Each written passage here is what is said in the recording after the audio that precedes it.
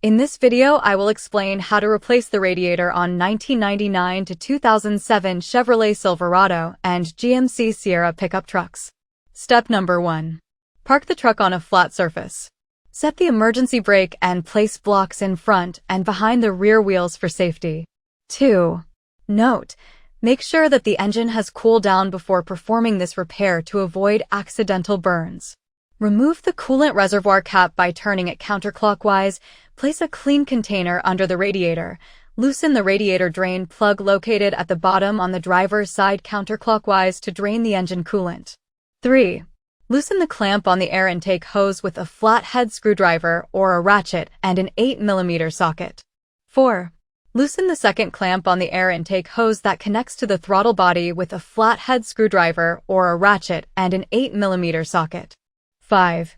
Next, disconnect the air intake duct from the upper radiator hose by pulling the hose downwards as shown in the image and proceed to remove the entire air duct by pulling it up by hand.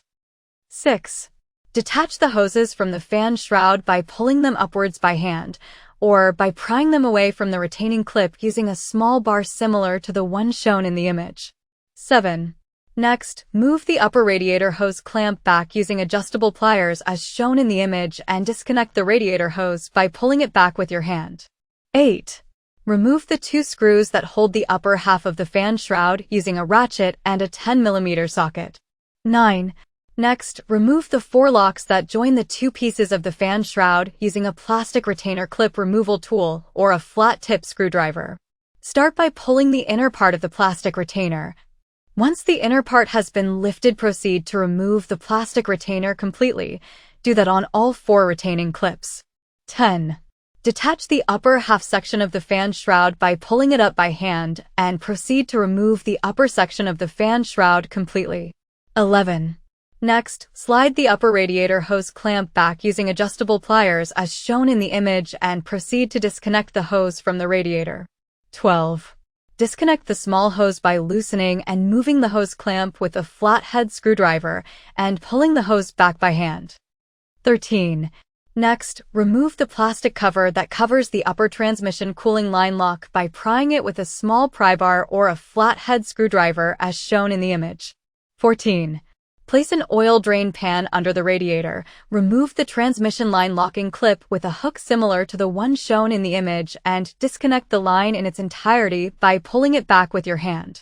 Repeat this same procedure on the lower transmission oil cooler line. 15.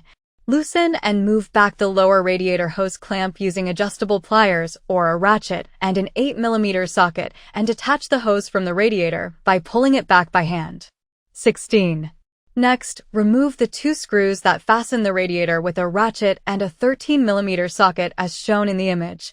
Once both bolts have been removed, proceed to remove the radiator completely by pulling it up with your hands. 17. If the new radiator does not have the rubber mounts, transfer them from the old radiator, or get new ones if necessary. 18. Likewise, if the new radiator does not have the transmission line connectors, transfer those from the old radiator if they are still in good condition, or, if necessary, install new ones. 19. Verify that the lower radiator rubber mounts are in good condition and proceed to install the new radiator in its original position. 20. Next, connect the transmission lines and install the locking clips on the connectors to make sure the transmission oil cooler lines are firmly secured. Next, proceed to install the remaining components in the reverse order in which they were removed, ensuring that all hoses, clamps, and screws are tightened securely according to the owner's manual. 21. Add coolant to the coolant reservoir tank slowly to allow the air to escape. Once you have added coolant to reach the cold level, install the reservoir cap on and start the engine. Check for coolant leaks and let it idle until it reaches its normal operating temperature. Keep an eye on the temperature gauge. If the needle starts moving past half, turn the engine off. Allow it to cool down and add more antifreeze coolant. Repeat this process a couple of times to bleed all the air trapped in the cooling system. Once you have bled all the air out, take the truck for a test drive to make sure that the thermostat works correctly under normal driving conditions. Upon return, verify that there are no coolant leaks present.